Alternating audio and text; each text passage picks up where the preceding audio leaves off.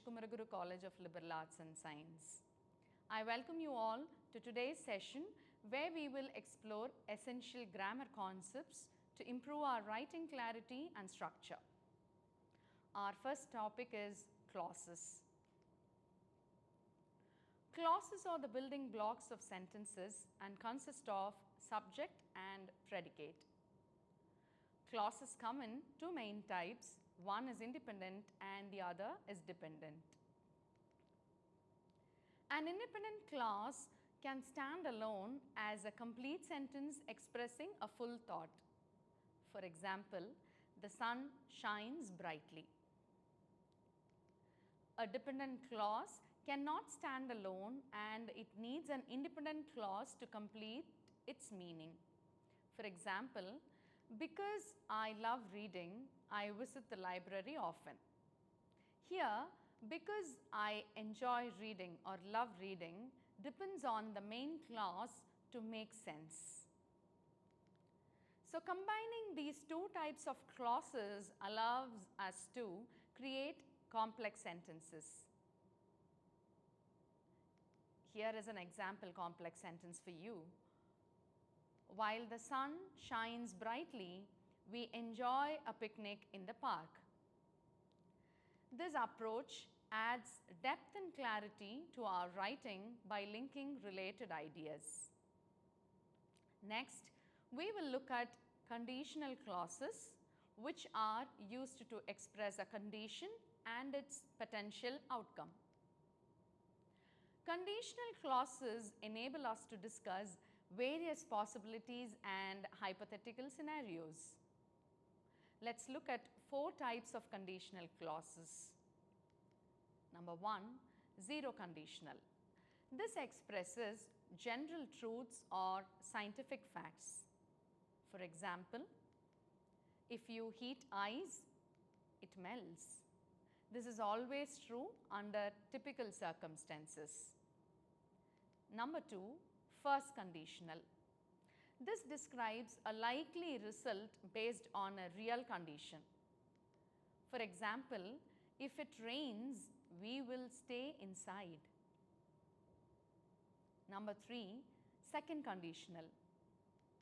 This is used for hypothetical or imaginary situations.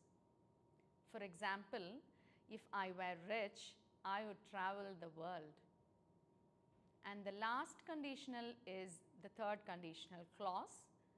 This speculates about past situations that can't be changed.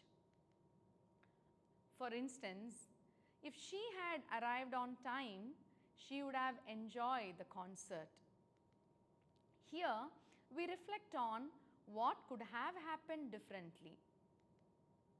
So, mastering these conditional clauses or the structures allows us to communicate nuanced ideas regarding cause and effect, possibility and hypothetical scenarios.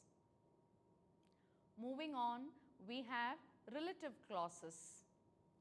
Relative clauses add detail to nouns, providing specificity. They typically begin with relative pronouns like who, whom, whose, which or that. Here are some examples to illustrate different uses. Who or whom is used for people. For example, the artist who painted this masterpiece is renowned. Which is used for things or animals. For instance, the book which was on the shelf caught my eye. Next is that. That is often used in restrictive clauses. The car that I bought is fuel efficient. And finally, whose. Whose indicates possession, as in the student whose essay won first prize was ecstatic. The art of using relative clauses lie in knowing when to employ restrictive clauses, which narrow the scope of the noun they modify, and when to use non-restrictive clauses which offer additional non-essential information. Now, let's examine the difference between restrictive and non-restrictive clauses. Restrictive clauses provide essential information that defines the noun or not separated by commas. For example, the students who work hard succeed. Here the clause who work hard specifies the successful students. Whereas non-restrictive clauses add additional information but are not essential to the main meaning of the sentence. And non-restrictive clauses are set off by commas always. For instance, the park which is nearby is open for visitors.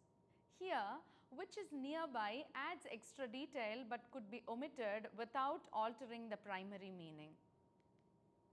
In summary, restrictive clauses are crucial for defining the noun, while non-restrictive clauses offer supplementary details separated by commas.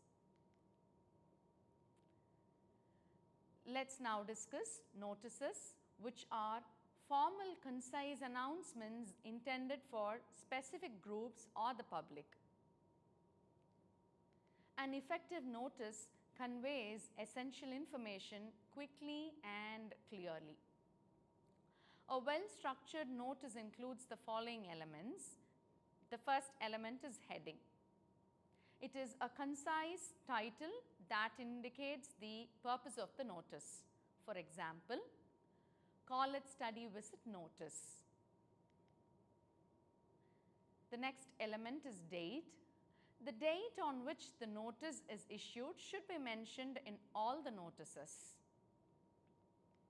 The third element is body, and this is the main content, including important details about the event or announcement.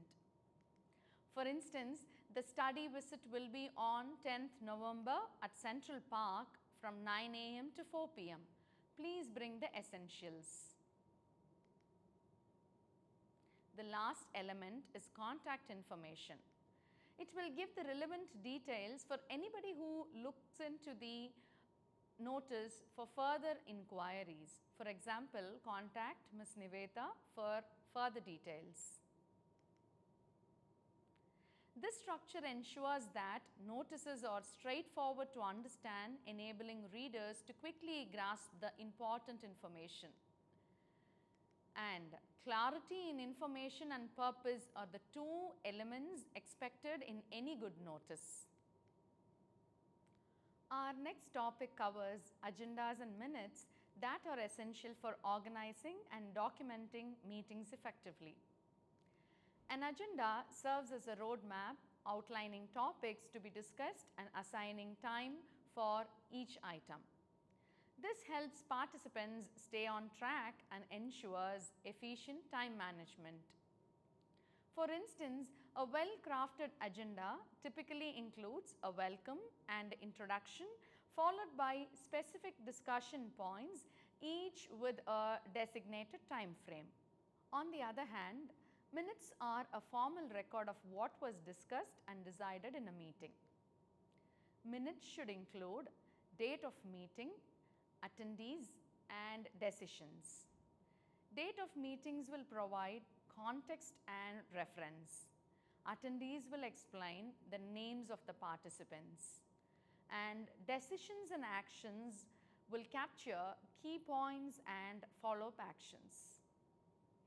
An example of meeting minutes might include meeting date 5th October, attendees, leadership council members, decisions, approved 20,000 as a budget for the department activities. Agendas and minutes provide an organized way to track discussions, decisions, and tasks, creating accountability and follow-up actions for meeting participants. Next, let's discuss the expansion of ideas and précis writing. The ability to expand ideas and condense information are two sides of same linguistic coin, both essential skills for effective communication. First, expansion of ideas is about taking a brief concept or proverb and developing it through explanation, examples and analysis. To expand an idea effectively, first you should understand the core concept by identifying the central meaning. Next, provide relevant examples by illustrating the idea in practical terms. And analyze implications by discussing broader impacts or interpretations. Finally, draw connections to a broader theme and summarize the expanded concept. For example, consider the proverb, "Time is money." Expanding on this could involve discussing how time management directly affects productivity and opportunities. Examples might include explaining that missed deadlines or time wasted can lead to financial loss. You could then conclude by highlighting the cultural importance of time as a resource. This approach provides depth and context, helping readers or listeners grasp the full significance of the initial concept. Our final topic is précis writing. Précis writing involves summarizing a passage while retaining its core meaning and excluding unnecessary details. The steps to be followed in précis writing is to understand the complete context, focus on the key arguments or information, rewrite in your own words. Précis should remain objective. Therefore, we should avoid personal opinions. For example, the sun provides energy, making life possible on earth by supporting food chains and regulating the climate. This line can be written as, "The sun sustains life by powering food chains and regulating climate." Mastering both précis and elaboration provides balance in communication, allowing us to be both concise and comprehensive depending on the context. With this, we come to the conclusion of today's session. We covered a range of topics that are essential for effective writing and communication, including clauses, notices, agenda, minutes, expansion of ideas, and précis writing. Each of these elements contributes to clear, organized, and impactful communication. I encourage you to practice these skills regularly, as they will greatly improve your clarity and effectiveness as a communicator. Thank you for joining this session, and I hope these concepts will help you in your academic and professional writing. Happy learning.